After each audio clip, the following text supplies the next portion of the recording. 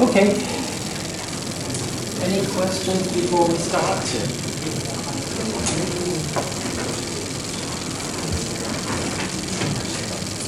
If there are no questions, I interpret that as I'm very happy. I'm very satisfied. Okay, so we're going to talk about quantitative methods today. It's a little bit like an introduction to statistics, a little bit. So for the next, I don't know, weeks, the next 4 weeks or so, we're going to have a lot of introductions, like introduction to this topic, introduction to that topic, quantitative methods, qualitative methods, visualization, and some other things. And they're all introductions, and they're sort of like introductions to other modules, because you can certainly take an entire module dedicated to statistics, for example. And you can take an entire module dedicated to qualitative methods for research. And you can take an entire module dedicated to visualization, data visualization. So we're just giving you kind of an overview of these different topics, and starting with the quantitative methods. And if there are any questions, just feel free to interrupt at any time.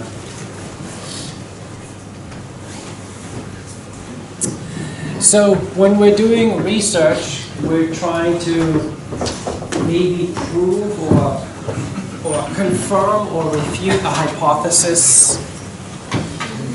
We might be trying to answer a question. We might have an idea that we're trying to demonstrate, and we need to gather evidence.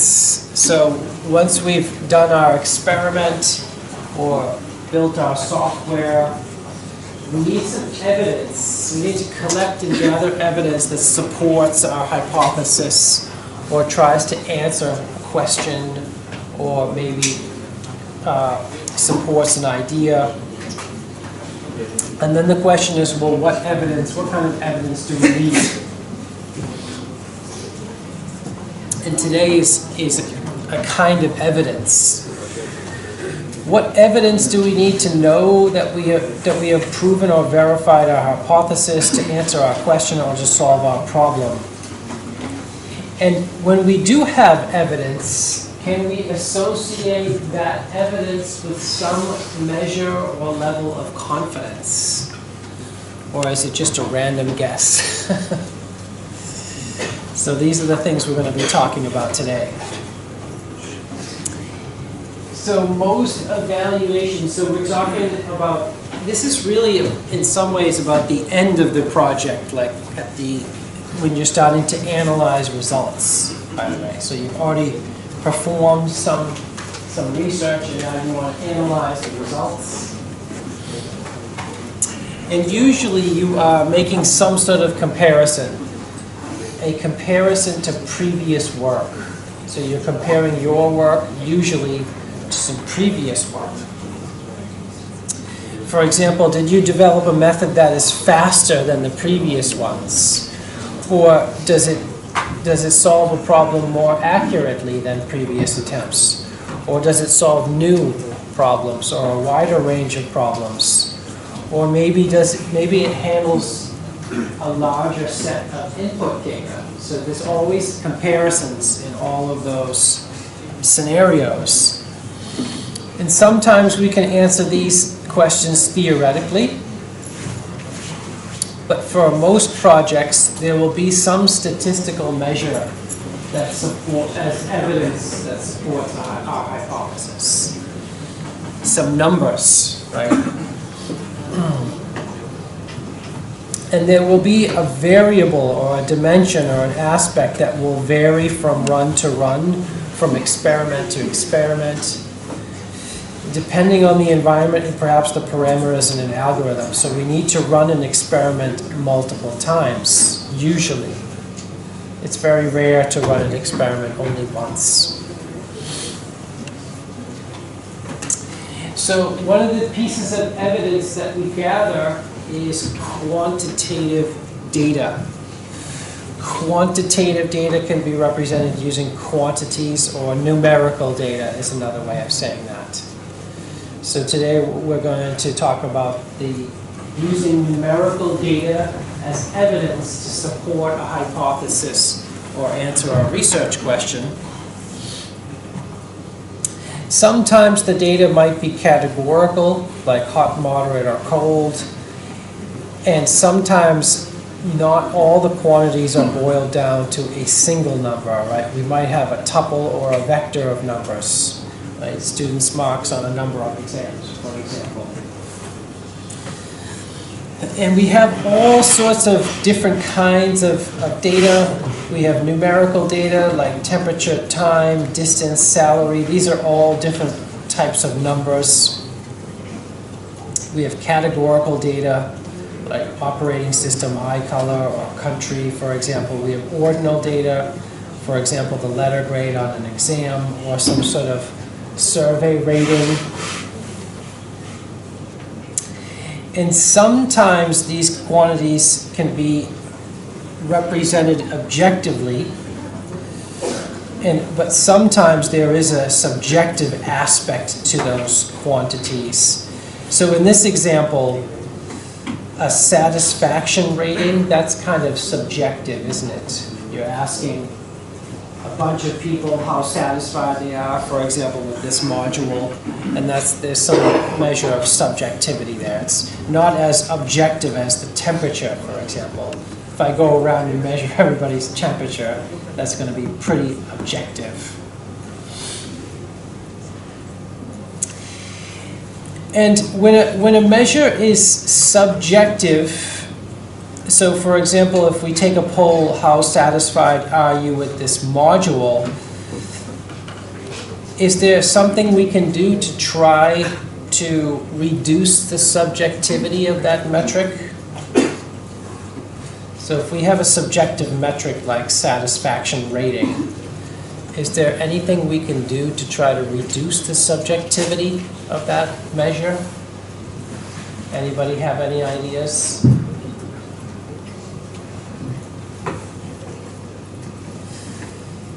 Anybody feeling courageous? Anybody awake? Imagine you have a subjectivity rating. How satisfied are you with something? And you wanted to try to make it a little bit more objective. Any ideas about how to do that? I can give you a hint. It's something that you experience every day of your whole life. Multiple times a day, probably. One way we can make it a little bit more objective is by asking the question many, many times. So if you ask one student, do you like this module? And they say, I hate this module. It might not be representative of the module. But if I ask 10,000 students that same question, and then I average out the answer, you usually get a pretty reliable metric, or a pretty reliable answer. A good scenario, a good case scenario is Amazon, right? That you look up a product, and there's a rating from 0 to 5 about every product. You tend to rely on those ratings when there are lots of them. If 10,000 people submitted their rating on Amazon, then you tend to find that to be pretty reliable, as opposed to 1. As a side note, does everybody know who writes the first review of every Amazon book? Does anybody know that? Somebody said something. What?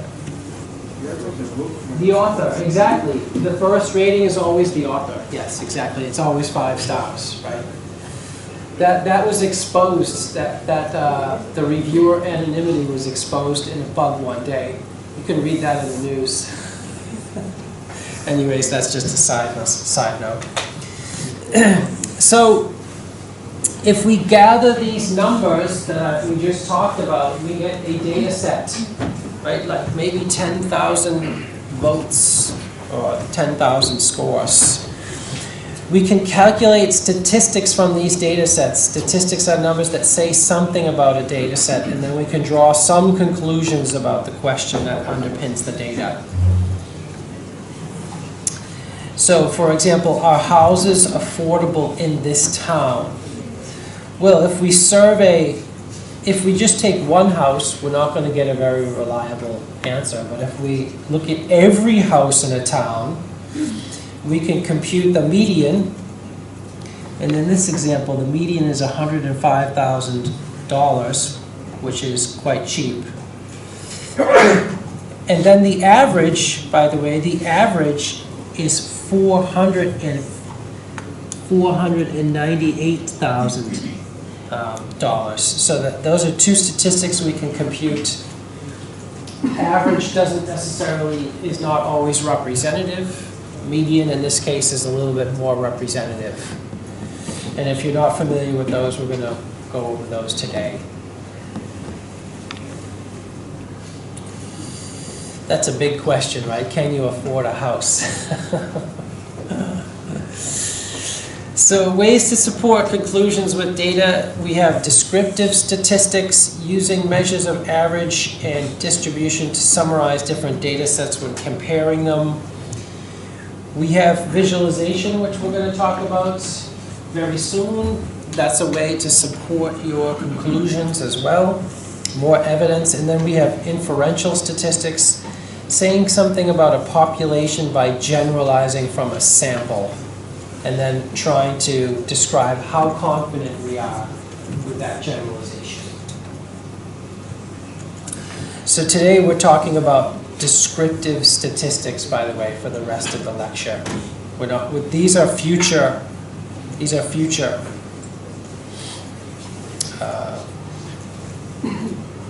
topics. So for descriptive statistics, we're given a data set and we usually compute some characteristics. We usually describe it in two ways. We measure an average or a central tendency, like where is the center of the data, what's in the middle, and what does a typical value look like. That's kind of one way we can summarize a data set. And that's what you see on Amazon. You see the average rating for a given product. And the other measure we look at is how varied the data is. How spread out is it? How much variety is contained in the data? So we want to know like what the center looks like and then what the distribution looks like, some measure of distribution. Those are the two most common statistics that we look at when using descriptive statistics. So, for example, the mean, we add all the numbers together and then divide by the length. I think everybody knows about this. But like we saw in the housing example from a few slides ago, the average can be moved quite a bit if we have a few outlier values. If we have a city like Nottingham, and most of the houses cost £200,000. If one person has a £50 million house, it can change the average significantly. One way we can address that is using a geometric mean, that is the square root of the product of numbers. Particularly when you're trying to find a meaningful average of numbers that increases multiplicatively. Right? You can think of the hypotenuse of a triangle in that case. Another kind of average is the median. That is the middle values. So take all the values, sort them in order, and then pick the central one. Right, so if we sort them in order, 3.5 is the middle. It's not, in this case, if there's one house in the city that's 50 million pounds, it's not going to change the mean by very much. Like, it's not going to distort the representative house price. So it's really good to compute both the average and the mean, actually, if you want to describe and summarize a data set. I think everybody's seen all of these things up until now. Like, I'm not showing you anything new, I think. Is that correct? Mode, a value that appears the most commonly. So this is useful for categorical data where we can't add up or order the data. What is the best-selling product, or what is the most popular political party? So this is really computing a kind of frequency. Anybody know a better way to represent mode than with a number? A histogram, exactly. Who said that? Good job. What's your name? Jacob. Jacob. Good job, Jacob. Yes, so a great thing to do with anything, any data set you get, anytime, anywhere, is just show a histogram of the data. And then you get a good image of the central tendency and the distribution. This is typically what I ask every student to do at the beginning of some data analysis. So there are, averages are not always helpful, right? What does it mean to have an average crime rate? Maybe this is not the best kind of statistic to compute, right? So an average might indicate a characteristic of a majority group, but it might also make sense to break down a big group into subgroups, right? And then look at the subgroups individually. So this is a big topic, but can anybody think of a time when this makes a lot of sense? Can anybody think of an example where taking a group and breaking it down into subgroups makes a lot of sense for descriptive statistical purposes? A very common example. COVID rates of countries. Say it again. COVID infection rates. COVID infection rates, how would you break that down into Cities, countries. Cities, countries, that's one example. Can anybody think of a more common example, like that we use every day? Medical trials in general. Gender, yes. So if you want to know the average height of a person, it might make more sense to divide up the people into by gender or age group, for example. Or you want to know the average, well, a fun one would be the average salary, right? It makes more sense if you separate the age groups and the genders. So things like that, rather than just one number. If you're like, anyways, it's a big topic, but in some case it makes sense to subdivide the groups into subgroups. And for coursework too, we will do that. Okay, has anybody seen this before? You're really advanced if you've seen this before. Anybody that's like super advanced and has seen this before? This is the data source dozen. Anybody ever heard that phrase before? If you take away one thing from today, this wouldn't be bad actually. This would be a pretty good thing to take away. Jacob's idea about the histogram is a good thing to take away too. But this is also a good takeaway. I hope that you don't forget this. So these are 12 images, right? They're different scatter plots, right? They're There's an x-axis and a y-axis on each scatter plot, and these are all data samples. And they look much different from each other, right? One of them looks like a dinosaur, one of them looks like noise, one looks like diagonal lines, a star, an ellipse, multiple ellipses, an X. They all look very different, don't they? But they all have something in common. Anybody know what they all have in common? Who said that? Jacob, yes, Jacob is awake. They all have the same average. They all have the same average. There it is. The x average is the same, the y average is the same. They all have, anybody know what SD stands for?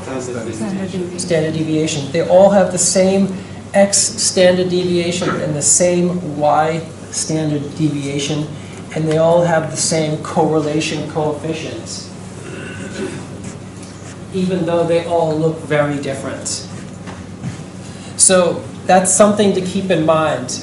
This is basically why you need to visualize the data. So computing average and computing the standard deviations are useful, but they are limited, and it's even more useful to visualize the data, because if I would want to know if I'm looking, I wouldn't want to look at this data set and then assume it's the same as something like this or this. If I was looking at two different data sets, I would want to know that they're very different by looking at them, rather than just assuming they're very similar based on some statistics. That's the point of this.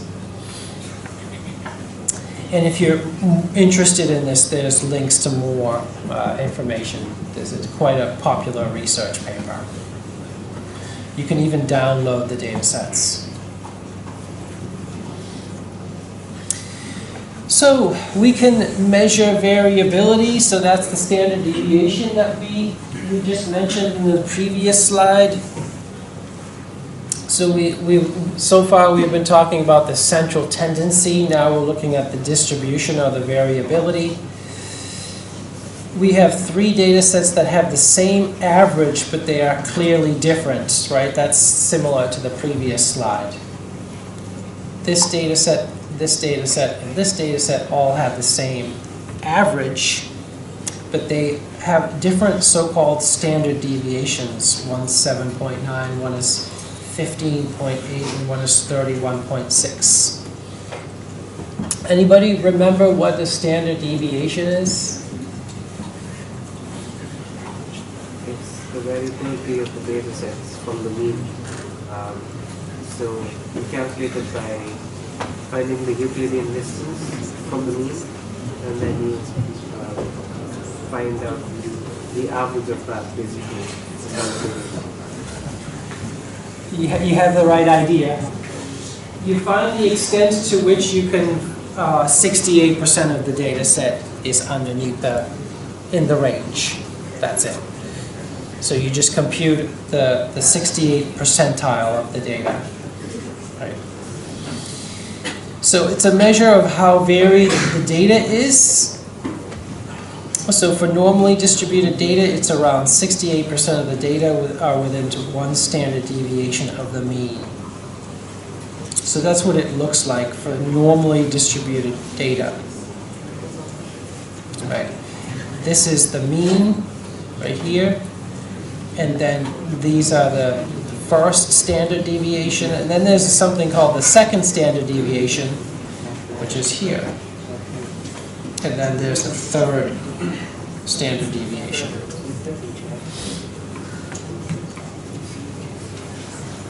Anybody know so Jacob tried to describe how to compute the standard deviation. Can you think of any other ways to compute the standard deviation other than Jacob's formula? Anybody think of some other ways? The slide has a hint.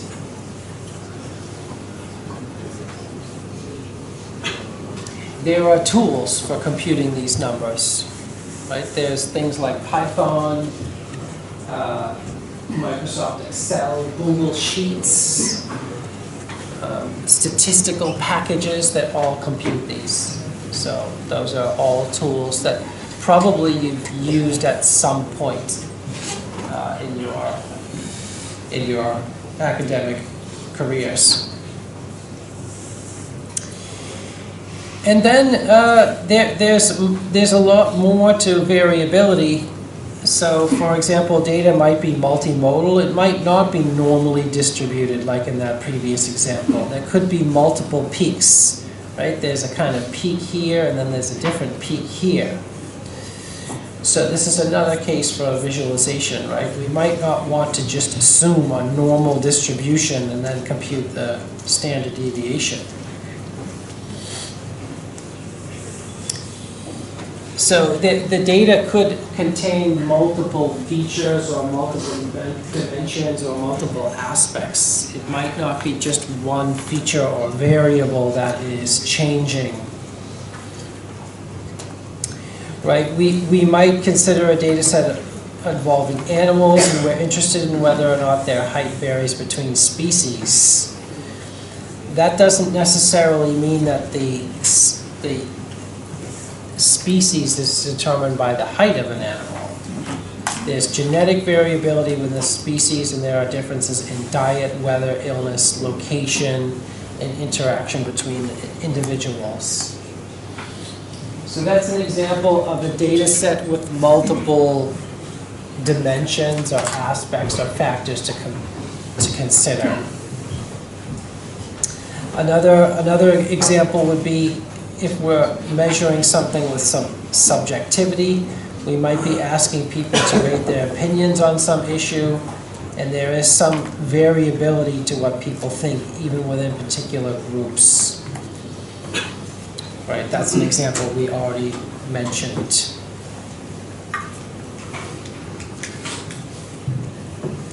And we can use statistics to determine whether there are differences between the different subjects and different groups. For example, do penguins of different species have different average heights? Are math students happier on average than the computing students? And so on. Does one new antibacterial drug work better on some group than another group? So there's always some variability.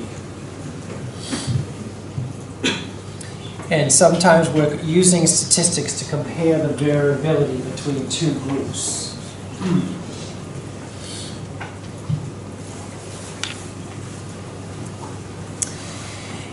And this also leads to the discussion of confidence. So when we have computed our results, let's say our statistics, there's a way to try to measure the confidence with which we reach our conclusion. And probably you've all heard of this and seen this before at some level. And this is the subject of statistical significance. Has anybody heard this this phrase before? A lot of people will say, "Oh, are your results statistically significant?" It's a very, very common question that you have to be able to that you have to be able to answer. Maybe in a Viva, for example. Statistical significance asks, roughly speaking, could the differences between two groups of data be down to chance? In other words, are your results, did you compute your results and they turned out by accident to be true? But you just happened by accident to compute your results and come up with evidence? Or are you confident that what you did is really significant? This is about, another way to say this is it's about robustness or reliability or confidence, not the size of the difference. The word I think of in this case is confidence. Another question to say is, to ask is, how confident are you in your results that these results are true and not just by accident? An effect can be small but statistically significant. For example, if drug A clears an infection reliably between 80 and 82 hours, and drug B between 83 and 85 hours, that's pretty close, right? That's a small difference. The difference can be statistically significant, but maybe not very big. So it's not a measure of how big or how far apart two results are. It's a measure of how confident are you that what you've measured is correct, actually.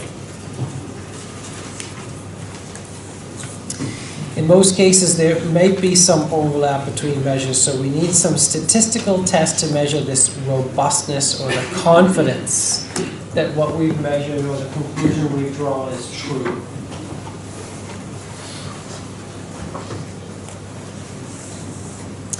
Does anybody know what that statistical test is called, by the way? Before I tell you what it's called? The statistical, well, there are two, but one's called the t-test and the other one's called the p-value. What is your p-value? Has anybody ever heard that question before? It's a very common question, like what's the p-value of your results? We're leading up to that. Is it related to the Pearson coefficient? I would not. So Pearson correlation coefficient is a measure of how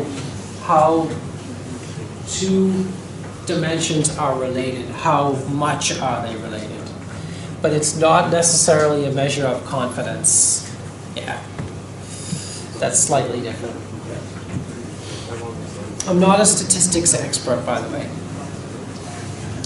And that's good news, actually, because at the end of the lecture, I'm going to show you where you can look for some very, very good tutorials on this stuff. Actually, I will even admit they're better than what I'm teaching. Anyways, I'm getting sidetracked. So we can do something called hypothesis testing. We have two groups of data. Maybe it's the same, a single number on the same scale. Our questions are, is the mean of group A different to or greater than group B? And is this difference down to chance or is it really different? Like how confident are we in our assessment of, is the mean of group A different or greater than group B? We can define two situations. This is the standard approach, right, to computing these differences. One's called the null hypothesis. Has anybody heard of the null hypothesis before? If you haven't heard about this, you will be hearing about it more in the future. The null hypothesis is there is no difference between the two groups. And then the alternative hypothesis is there is a difference between the two groups. So one of those has to be true. Right? One of those has to be true. And then variations on those questions are, is group A significantly bigger than group B, or is group A significantly more varied than group B? Those are variations on the theme, on the basic theme of the two situations. And then one example of a statistic we can compute to measure the difference, or the hypothesis testing is the t-test, to decide whether there are significant difference between the means of two groups.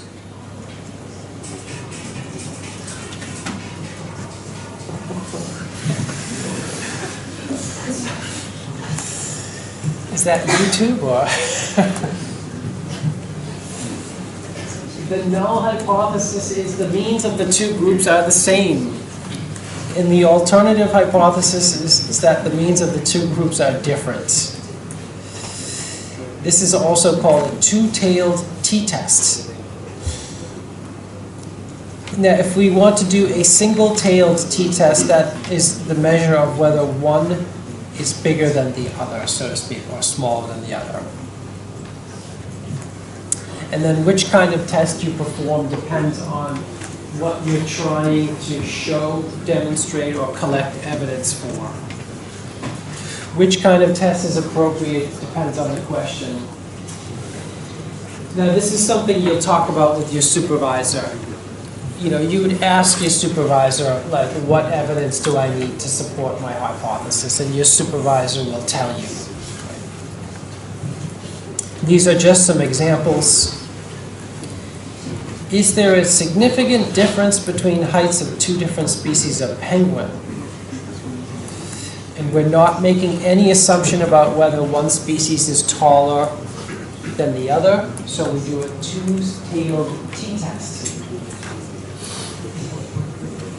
And another example, if drug company B improves recovery time from a disease compared to drug A. So in this case, we're only interested in recovery times that are shorter. So a one-tailed t-test is appropriate in this example. This is what the formula for a two-tailed t-test looks like. Again, you would use something like, you know, Google Sheets or SPSS or some program, Python, to compute this probably. So x bar 1 is the mean of the first sample, and x bar 2 is the mean of the second. So x bar 1 minus x bar 2. S1 is the standard deviation of the first sample, S2 is the standard deviation of the second sample, N is the number of samples in the first group, the number of samples in the second group. That's the formula. Now, I don't like formulas. If my style is much more the data source doesn't style.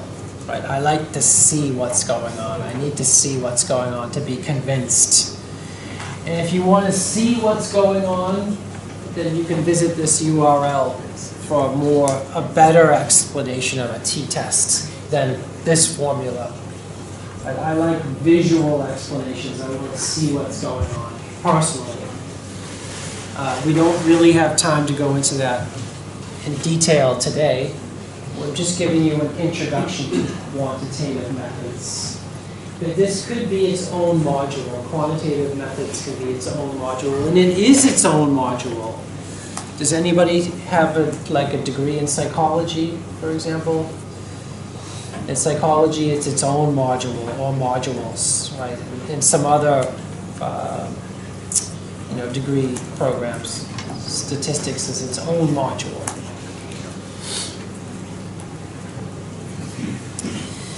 So this is, now if we want to see what's going on, this is a nice way to see it, right? Back to our histograms. So the histograms in this case clearly show three different groups.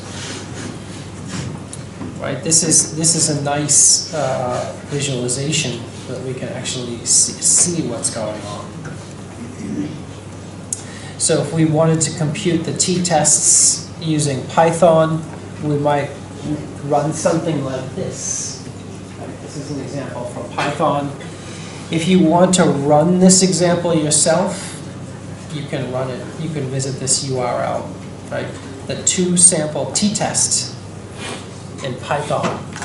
And so Python will help you compute all these values.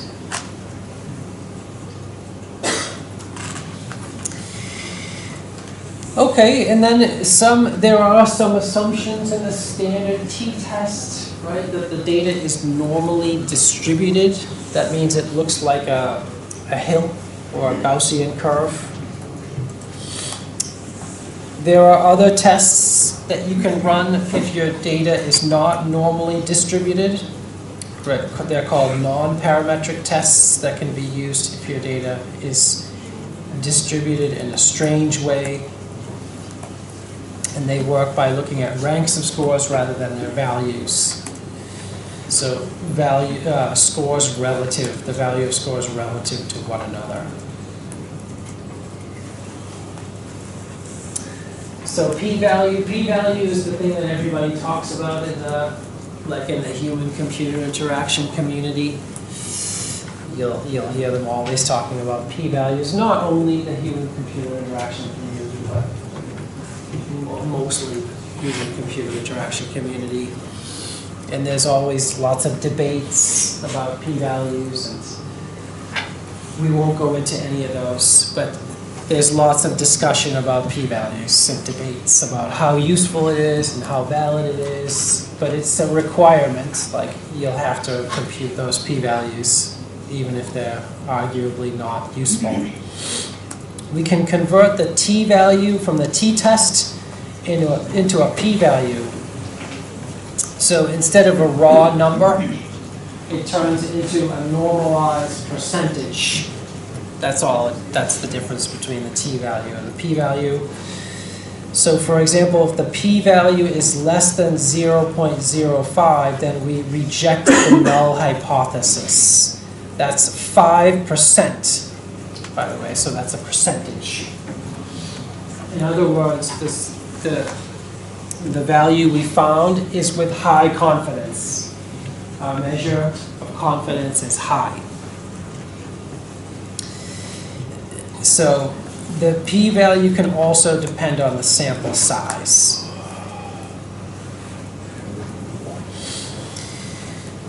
So this is just a little bit about p-values and their reliability. It's kind of ironic because the p-value is trying to measure our confidence that the result that we have is valid or invalid. It's a measure of confidence, right?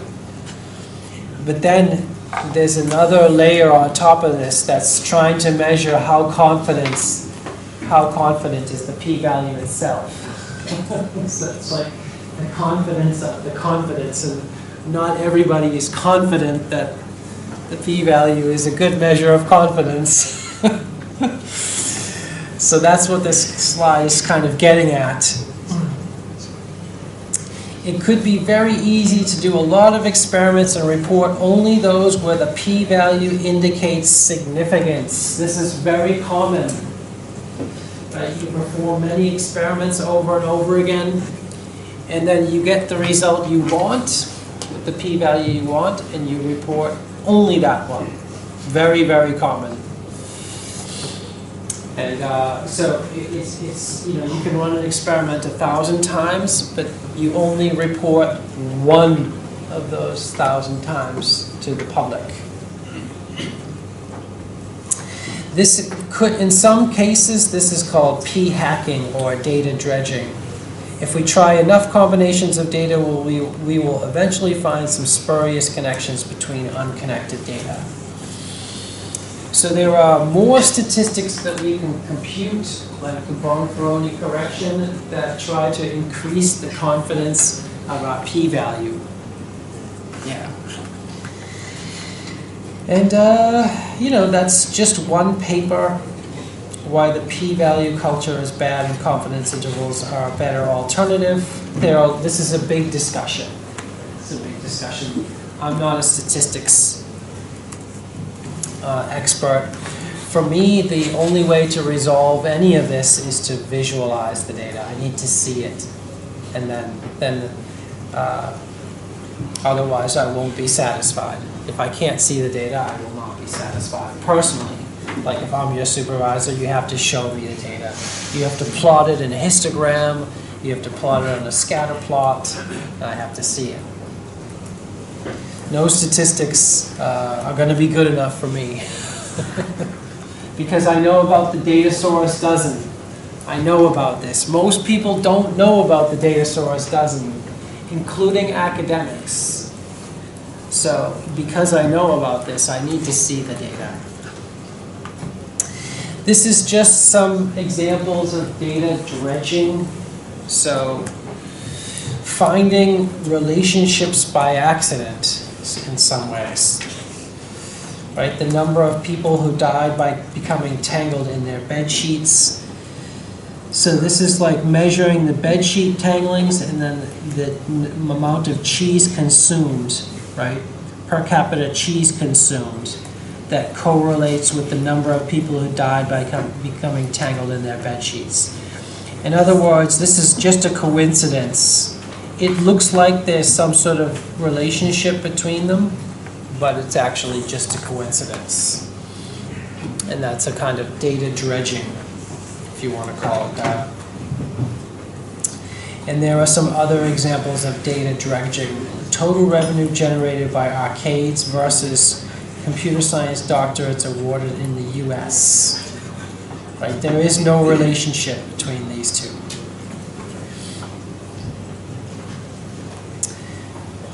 Okay, so I'm going to wrap up with some advice, basically. Statistics are one method we use to gather evidence to support our hypothesis and answer questions and support our ideas. It's only one method, right? There are other methods like inferential statistics and visualization. If you're trying to understand any statistic nowadays, we're in a special time in human history where there's never been a better understanding of statistics than there is now.